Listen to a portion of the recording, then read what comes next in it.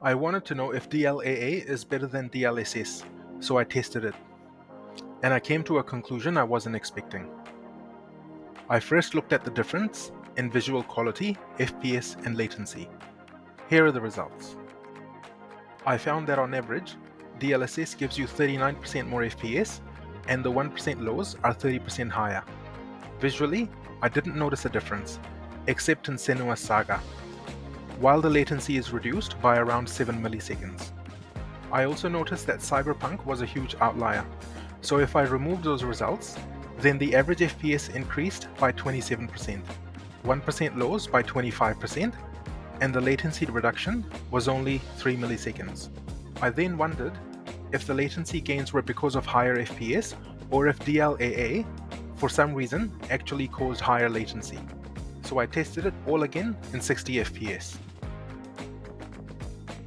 There was only a millisecond difference between them.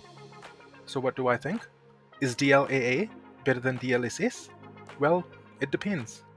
In 3 out of 4 games, visually, I couldn't tell the difference in the different settings. In Senua's Saga though, there's a very budget look and feel to DLSS.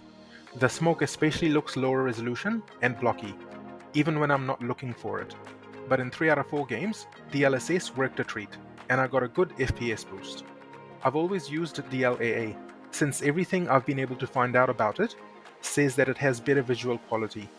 But after testing this myself, DLSS is for me. So I think the best course of action is for me to go DLSS as a rule and only switch to DLAA when I notice any bad graphics.